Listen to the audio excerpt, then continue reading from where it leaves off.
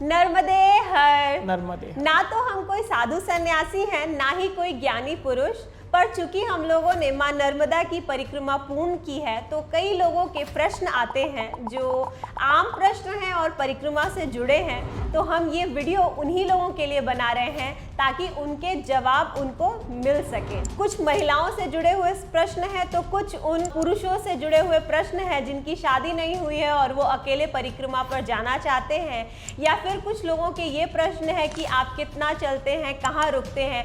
ऐसे ही कुछ आम लेकिन जरूरी प्रश्नों का जवाब हम इस वीडियो में आपको देंगे। तो पहला प्रश्न कि ओमकारेश्वर से परिक्रमा प्रारंभ करना अनिवार्य है क्या, या कहीं से भी प्रारंभ किया जा सकता है? एक्चुअली ओमकारेश्वर से प्रारंभ करना ऐसा अनिवार्य नहीं है। नर्मदा मैया के कहीं कोई भी घाट से या कोई भी किनारे से आप कर सकते हो स्टार्ट। बस यही है कि जहाँ से स्टार्ट किया वहाँ पे या पे एंड करना होगा। बट ओमकारेश्वर से स्टार्ट करने के बहुत फ़ायदे हैं, स्पेशली अगर आपको पहले से ज़्यादा जानकारी नहीं है नर्मदा परिक्रमा के बारे में। जैसे कि हमारे लिए हमें उसके रूल्स क्या थे, डूज एंड डोंट्स, वो जानकारी नहीं थी। तो ओमकारेश्वर पे ही बहुत अच्छे एक संत हैं अनिल दास महाराज जी, जो नर्मदा परिक्रमा करने वालों को संकल्प देते हैं और उसके साथ साथ वो डूज एंड डोंट्स भी बताते हैं, क्या नियम है वो भी बताते हैं। तो वो बहुत हमारे लिए हेल्पफुल रहा। उसके साथ वहाँ पे आपको कोई साधन सामग्री चाहिए, जैसे कि आपको मैट्रेस चाहिए फोम का, या फिर कमंडल चाहिए, डंडा चाहिए, तो वहाँ से बहुत आसानी से मिल जाता है। आप अगर शहर में रहते हो तो शायद आपको ढूंढने के लिए यहाँ वहाँ जाना पड़े, क्योंकि बहुत सारे लोग वहाँ से ही शुरू करते हैं। तो एक फ्लो बन गया है। जैसे हम वहाँ से शुरू किया, फिर पहली रात को हम मोरतक का गांव में रुके थे रात को, और वहाँ पे हम पहुँचे तो रात की आरती करनी थी, बट आरती हमें कंठस्थ नहीं थी और उसकी किताब भी नहीं थी हमारे पास। तो वहाँ पे आश्रम वालों ने ही हमें वो किताब दे दी। तो वो किताब हमने हमारे पास अंत तक रखी और उससे ही हम फिर आरती सीख भी गए। तो इसलिए ओमकारेश्वर से स्टार्ट करना अनिवार्य तो नहीं है, बट कहीं भी कर सकते हैं। बट आपको अगर कोई जगह ढूंढनी है तो ओमकारेश्वर से करें। और हाँ, एक है कि अंत में परिक्रमा के बाद एक नियम है कि ओमकारेश्वर महादेव जो शिवलिंग है, ज्योतिर्लिंग है ओमकारेश्वर पे, उस पे जो मैया का जल आपने उठाया है वो वहाँ पे चढ़ाना होता है। तो आपने कहीं और से परिक्रमा शुरू की है तो फिर ओमकारेश्वर वापस आप ट्रेन में या कोई भी साधन से जा सकते हैं चढ़ाने के लिए, चल के भी जा सकते हैं। बट अगर आपने ओमकारेश्वर से ही स्टार्ट किया है तो फिर आपको ये जो लास्ट की प्रक्रिया है उसके लिए स्पेशल ट्रैवल नहीं करना पड़ेगा। तो ये एक मदद रूप रहती है। हमें एक बाबा जी मिले थे, बालासिनोर के रहने वाले थे गुजरात में, और उन्होंने बालासिनोर, क्योंकि वो नर्मदा तट पे है, वहाँ से शुरू किया था। तो उन्होंने अपनी परिक्रमा बालासिनोर ही ख़त्म किया और उसके बाद वो स्पेशली चल के ओमकारेश्वर गए। हालांकि वो तो बहुत ही संत महात्मा टाइप थे, इसलिए, बट कहने का मतलब कि वहाँ से उनको एक्स्ट्रा चलना पड़ा। तो इसलिए ओमकारेश्वर से लेने के कुछ फ़ायदे भी हैं, बट ऐसा कोई स्ट्रिक्ट नियम नहीं है। दूसरा प्रश्न अक्सर महिलाओं से जुड़ा हुआ आता है। प्रश्न है, क्या नर्मदा परिक्रमा पर अकेली महिला का जाना सुरक्षित है? तो मैं इसका उत्तर दूंगी, हाँ बिल्कुल सुरक्षित है। जब हम लोग परिक्रमा में गए थे तो कई ऐसी माताएं थी जो अकेले ही आई थी परिक्रमा के लिए, और ये पूर्णतः सुरक्षित है। पर यहाँ पे मैं कुछ बातों को ऐड करूँगी। अगर आप अकेली हैं और आप परिक्रमा के लिए जाना चाहती हैं तो आप कोशिश करिए कि आपकी फैमिली का कोई हो, और अगर नहीं है तो आप नवंबर या दिसंबर में निकलिए, लेट मत परिक्रमा के लिए निकलिए। और उसका भी कारण ये है कि परिक्रमा का एक बहुत ही सिंपल मैथमेटिक्स है, वो भी हम लोगों को एक स्वामी जी ने ही बोला था। करना क्या है आप लोग को कि एक आश्रम से दूसरे आश्रम ही तो जाना है, और ये बात अंत तक सत्य ही थी। तो जब आप नवंबर या दिसंबर में घर से निकलती हैं तो परिक्रमा पे जब आप एक आश्रम से दूसरे आश्रम तक जाती हैं तो आपको बहुत सारे परिक्रमावासी मिलेंगे।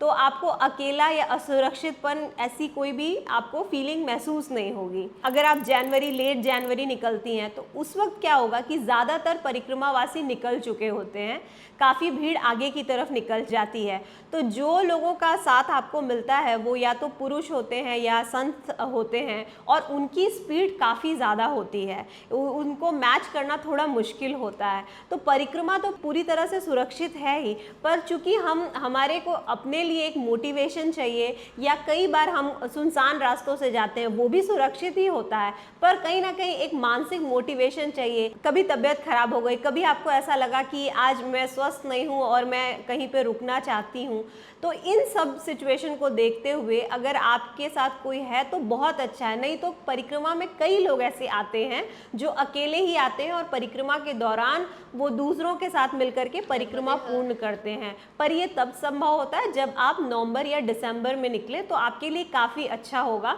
और जनवरी फरवरी में थोड़ी सी मुश्किल ज़्यादा होती है, तो नवंबर दिसंबर में निकलिए, परिक्रमा पूरी तरह से सुरक्षित है। अभी दूसरा क्वेश्चन है कि मैया की परिक्रमा कब से प्रारंभ कर सकते हैं, बेस्ट टाइम कौन सा है, और शूलपाणी को पार करना कितना कठिन रहा। मैया की परिक्रमा जो है वो आप कभी भी शुरू कर सकते हैं, एक्सेप्ट फॉर जो चातुर्मास का पीरियड होता है।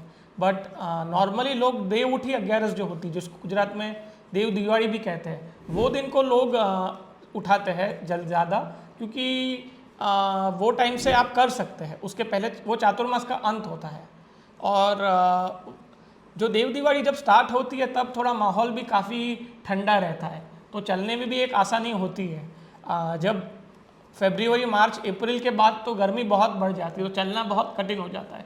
इसलिए जो देव दिवाली जो है, जो अक्टूबर नवंबर के टाइम में आती है, उसके बाद आप कहीं भी उठा लीजिए, बट ज़्यादा लेट ना करें तो ज़्यादा अच्छा रहेगा, क्योंकि आपको गर्मी कम सहनी पड़ेगी। और अगर आप 3 साल वाली कर रहे हैं या मल्टीपल ईयर्स की परिक्रमा कर रहे हैं, फिर तो कोई सवाल ही नहीं है। बस चातुर्मास में आप चल नहीं सकते, तो वो उसके लिए तो सब तैयारी करते हैं और आश्रम पे रुक जाते हैं। तो बेस्ट टाइम तो आपके हिसाब से है, एक्सेप्ट फॉर चातुर्मास। शूलपाणी को पार करना कितना कठिन रहा। शूलपाणी को पार करना ज़्यादा कठिन नहीं है, लोग बहुत डर जाते हैं कि बहुत कठिन है, बट अगर आप अपने मन में भाव रखें कि माता ही चला रही है, तो ज़्यादा कोई कठिनाई आपको नहीं लगेगी। थोड़ा अलग सा आपको माहौल लग सकता है, जैसे कि फैसिलिटीज़ थोड़ी कम है वहाँ पे, बट ये सब की तो तैयारी आपको होगी, इसलिए तो आप परिक्रमा में जा रहे हैं, तो इसलिए मैं इसको ज़्यादा कठिनाई में नहीं मानता। अभी दूसरा ये भी हो गया है कि शूलपाणी झाड़ी को अवॉइड करके हाईवे से दूसरा रास्ता निकल गया है, जो 52 गजा से होके जाता है।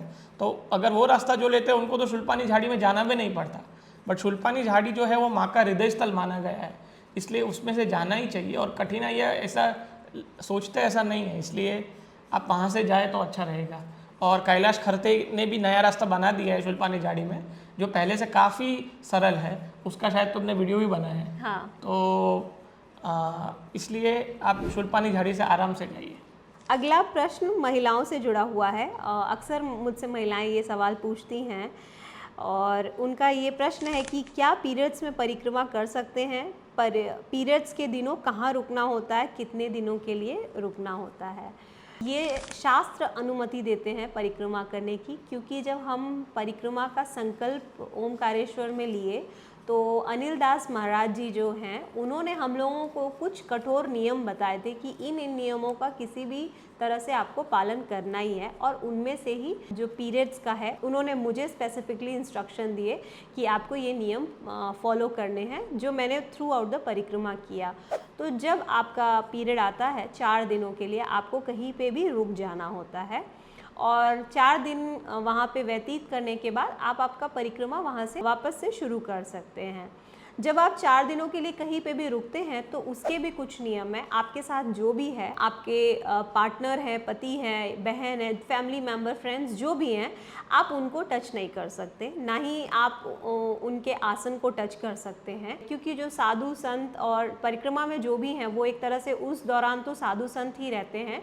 उनकी जो पवित्रता है उनको हम पवित्र ही रहने दें, और हम भी पवित्र हैं। हम शांति से अपने आसन पे उतना समय एकाग्र होकर के बिताएं, और जब अपना 4 दिन पूरा होता है तो हम अपनी परिक्रमा को वापस से शुरू कर सकते हैं। पर ये 4 दिन का नियम का पालन करना ही होता है, ये महाराज जी ने मुझे आदेश दिया था, और इन पालनों के साथ मैंने परिक्रमा पूर्ण की। वहाँ पे जो लोग हैं आप उनको बता दीजिए, बेझिझक बताइए कि मेरा ऐसा सिचुएशन है और मुझे 4 दिन के लिए यहाँ रुकना है। मैं आपको अपने अनुभव के आधार पे बताती हूँ, 99.9% लोग आपको बहुत सुंदर तरीके से सपोर्ट करेंगे। अब मेरे यहाँ पे कुछ और भी अनुभव हैं, वो मैं आपको बताती हूँ। एक परिक्रमावासी माता जी हम लोगों को मिली थी और वो मुझे बोली कि तुम परिक्रमा पे कैसे आई, क्योंकि तुम्हारा तो अभी पीरियड आता होगा, तुम परिक्रमा पे नहीं आ सकती हो। मैं इसलिए आई हूँ क्योंकि मेरा फिनिश हो गया है। तो ये जो नियम है ये स्वयं अनिल दास महाराज जी बताते हैं और ये शास्त्रों के आधार पे ही वो बताते हैं। तो हम परिक्रमा पे बिल्कुल आ सकते हैं। दूसरा अनुभव मेरा एक ये था कि कुछ लोग कहते थे कि तुम्हारी जो मैया है वो तुम अपने पति देव को दे दो और तुम बिल्कुल चलो। तो पहली बात, हम दोनों पति पत्नी के बीच में मैया जो थी वो एक ही थी और हम ऐसा नहीं कर सकते कि मैया को दे के चले। फिर भी नर्मदा परिक्रमा के दौरान बहुत अलग अलग तरीके की परिस्थिति आती है और ऐसा कहते हैं कि अपनी सूझबूझ से उन परिस्थितियों को बहुत ही सुंदर तरीके से पार करना ही ये परिक्रमा की सीख है। अगला प्रश्न है, मैं अकेला हूँ, अब तक मेरी शादी नहीं हुई है, क्या मैं माँ नर्मदा की परिक्रमा कर सकता हूँ? हाँ बिल्कुल, आप माँ नर्मदा की परिक्रमा कर सकते हैं। ऐसे हमें परिक्रमा में ऐसे कई ब्रह्मचारी ऐसे भाई मिले जो कर रहे थे परिक्रमा, और मैं तो सोचता हूँ कि जब आपकी शादी हो जाती है फिर रिस्पॉन्सिबिलिटी बढ़ जाती है, आपका टाइम की पाबंदी हो जाती है, तो अगर शादी से पहले ही कोई परिक्रमा कर ले तो उसके लिए बहुत अच्छा रहेगा। और हमारे देश के जो यूथ है, अगर वो ये अवस्था में, ब्रह्मचर्य अवस्था में शादी के पहले परिक्रमा कर ले तो उनकी पढ़ाई के टाइम या कॉलेज के पहले या जॉब के पहले उनका बहुत कैरेक्टर डेवलपमेंट हो जाएगा, स्पिरिचुअल ग्रोथ हो जाएगा, जिससे उनको अपनी आगे की लाइफ में बहुत फ़ायदा मिलेगा। भौतिक रूप से भी उनको लाइफ के कई एक्सपीरियंस होंगे कि अपने गांव में कैसी अवस्था है, ट्राइबल्स लोग हैं वो उनकी कैसी अवस्था है, लोग अलग अलग जगह पे कैसे रहते हैं, क्योंकि आप गुजरात से महाराष्ट्र पूरा घूम लेते हैं ये परिक्रमा में, तो बहुत सारी चीज़ें देखने को मिलेगी जो आपको स्पिरिचुअली और भौतिक लेवल पे भी बहुत मदद करेगी। तो बिल्कुल आप कर सकते हैं और आप करेंगे तो बहुत फ़ायदेमंद रहेगा आपके लिए। अगला प्रश्न है, परिक्रमा के दौरान आप लोग कहाँ रुकते थे, भोजन प्रसादी की व्यवस्था कैसी होती है? ये बहुत ही बेसिक क्वेश्चन है जो लोगों के मन में आता है। चूँकि नर्मदा परिक्रमा की एक बहुत ही बड़ी खासियत ये है कि माँ हर जगह किसी ना किसी रूप में आपका ध्यान रखती है, पर फिर भी भौतिक जगत की अगर बात की जाए तो आश्रम्स होते हैं पहले तो, जो किसी संस्था द्वारा चलाए जाते हैं, या फिर मंदिर होते हैं। बड़े बड़े मंदिरों में भी पूरी व्यवस्था होती है रुकने की, भोजन की, वॉशरूम की। उसके बाद कुछ गाँव में लोग अन्न क्षेत्र बनाते हैं जहाँ पे वो सारी व्यवस्था देते हैं। कई बार आपको भोजन खुद बनाना होता है और कई बार भोजन पका पकाया गाँव वाले ही देते हैं। और नर्मदा परिक्रमा के पूरे रूट में अगर मैं बताऊं तो कई लोग ऐसे हैं जो अपने घर पे लोगों को बुला करके भी रोकते हैं।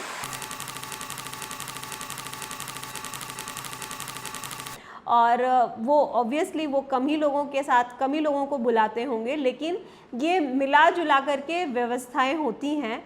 भोजन प्रसादी हम घर से तो कुछ भी नहीं लेकर के गए थे, तो पूर्णतः हम लोगों पे ही निर्भर थे। और सभी जगह आपकी जो ज़रूरतें हैं वो इन लोग पूरी कर देते हैं। कई बार आश्रम करते हैं, कई बार गाँव के लोग करते हैं, पर इन 4-5 जो मैंने कैटेगरी बताया, ये कुछ किलोमीटर पे ये व्यवस्थाएं होती हैं, 10-15, कभी कभी 5-6 किलोमीटर पे आप जितना चल सकते हैं। और कई बार जब हम झाड़ी में जाते हैं या फिर यूजुअली झाड़ी में ही ऐसा होता है कि जब डिस्टेंस ज़्यादा चलना पड़ता है तभी व्यवस्थाएं कम है, अदरवाइज़ पूरी परिक्रमा स्थल पे आपको या तो कोई मंदिर, आश्रम, अन्न क्षेत्र या फिर कोई गृहस्थ आपको घर पे रोक लेगा। अगला प्रश्न ये है कि आप परिक्रमा में हर दिन कितने किलोमीटर चलते थे, परिक्रमा पूर्ण करने में कितना समय लगता है? ये बहुत ही कॉमन क्वेश्चन है। बेसिकली परिक्रमा अराउंड 2700 से 2800 किलोमीटर का है टोटल उसका डिस्टेंस, डिपेंडिंग कि आप कितना किलोमीटर चलते हैं। 3 से 5-6 महीने नॉर्मली लोगों को लगते हैं। एक्चुअली जो रियल परिक्रमा है वो तो 3 साल 3 महीने और 13 दिन की है, बट आज के ज़माने में लोग बहुत जल्दी करते हैं क्योंकि उनके रिस्पॉन्सिबिलिटी होते हैं, वो इतना लंबा टाइम के लिए नहीं कर सकते या कोई भी कारण सर। तो हमको तो 4 महीने 14 दिन लगे थे और अराउंड 2700 से 2800 किलोमीटर हम चले थे।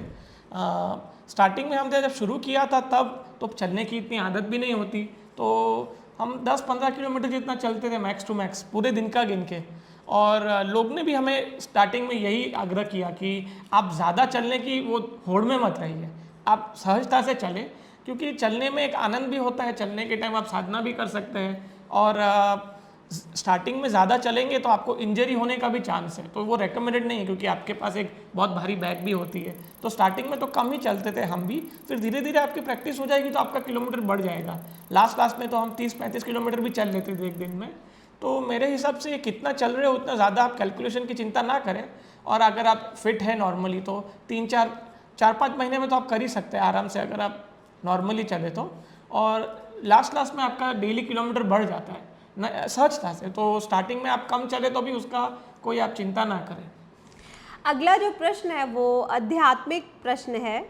परिक्रमा के समय आपका माइंडसेट कैसा होना चाहिए? चुप रहें, मंत्र जप करें। दरअसल जब आप परिक्रमा के बारे में निर्णय लेते हैं, आप मन बनाते हैं, और अगर आपके कोई गुरु हैं तो सबसे पहले आपको उन्हीं से बात करनी चाहिए परिक्रमा के बारे में।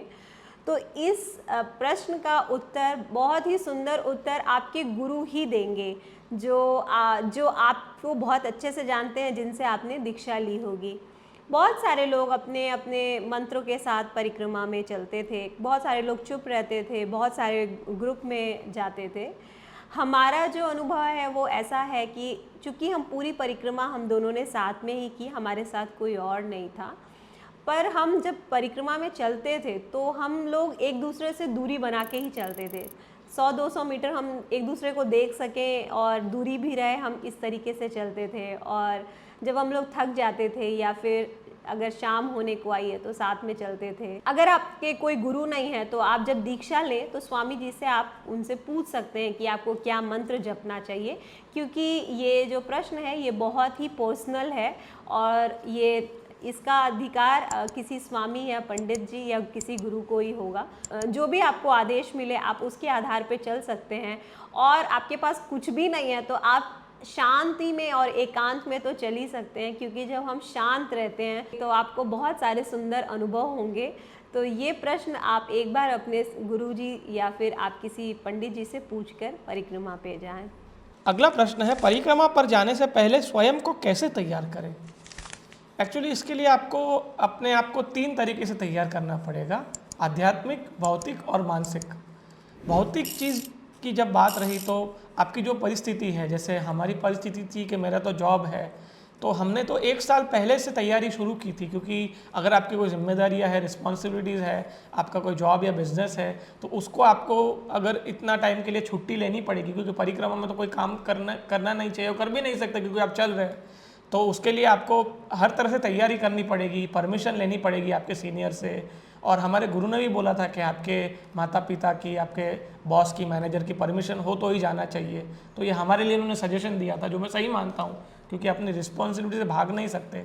मैया की कृपा से, भगवान की कृपा से वो हमें मिल गई परमिशन, तो ही हमने ली। फिर आपकी जो पर्सनल चीज़ है, जैसे मानसिक तरीके से, जैसे मैं और मेरी वाइफ हम उसके डिस्कशन भी करते थे कि क्या तक अगर कैसे हम करें, क्या कठिनाई आएगी तो कैसे करेंगे। किसी को कोई बात का प्रश्न या डाउट या डर रहा तो उसको भी डिस्कस करके हल करें। तो इससे हम 1 साल से अपने आप को मानसिक तरीके से तैयार कर पाए कि कैसे करेंगे, साथ में कर लेंगे। तो हमने दृढ़ निश्चय भी बनाया कि कुछ भी हो हम उसको कंप्लीट करके रहेंगे। और तीसरा रहा स्पिरिचुअल, तो आपकी जो भी साधना है वो करने के लिए आपको अच्छा चांस मिलेगा, अच्छा लंबा टाइम भी मिलेगा। तो उसके लिए मैंने अपने आप को थोड़ा तैयार किया, तो मुझे उसका बहुत फ़ायदा हुआ कि वो टाइम पे मैं कर पाया। तो इस हिसाब से आप अपने आप को हर तरीके से फिजिकली, स्पिरिचुअली, मेंटली तैयार करें, ताकि आप परिक्रमा में जब जाए तो आपको ज़्यादा मुश्किल ना हो और आप उसका ज़्यादा से ज़्यादा फ़ायदा ले पाएँ। इसमें एक छोटा सा एग्जाम्पल मैं ऐड करना चाहूँगी कि जब परिक्रमा पे जाने से पहले हम दोनों बातें करते थे तो मेरी कुछ वीकनेसेस हैं जो थी वो वीकनेसेस परिक्रमा से पहले। जैसे कि मैं पब्लिक टॉयलेट में जाने से पहले बहुत डरती थी, या फिर मुझे चाय का एक तरह का एडिक्शन था। तो मेरे पतिदेव हमेशा पूछते थे कि तुम परिक्रमा पे जाने के लिए तो तैयार हो, लेकिन वहाँ कैसे मैनेज करोगी। तो भले ये सुनने में बहुत छोटा और फ़नी क्वेश्चन लगता हो, लेकिन इससे फ़ायदा ये हुआ कि वो आप जितनी बार मुझसे वो सवाल पूछते थे, मैं उतनी बार खुद को कहती थी कि मैं करूँगी। तो या फिर चाय नहीं मिली तो भी मैं अपनी दिनचर्या को निकालूंगी।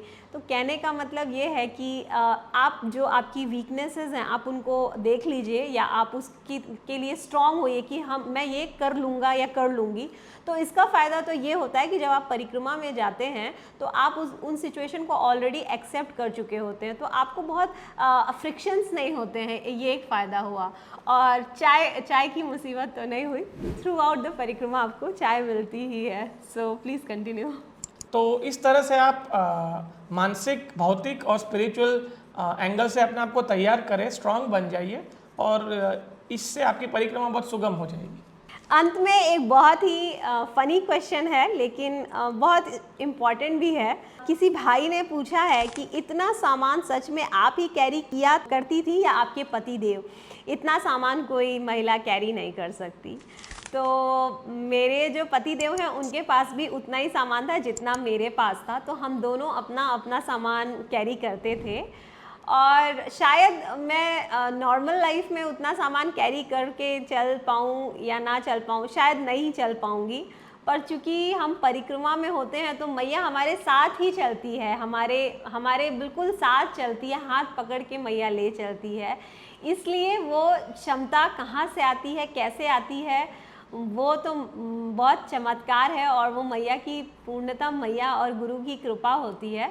तो मेरा सामान मैं ही लेकर के चलती थी और मेरे पति देव अपना सामान लेके चलते थे। एक्चुअली कई बार तो तुम ज़्यादा सामान लेती, जैसे कोई खाने की चीज़ मिल जाए तो ये रख लेती थी, मेरा भी, क्योंकि मैं उसको रखने के लिए मना करता था।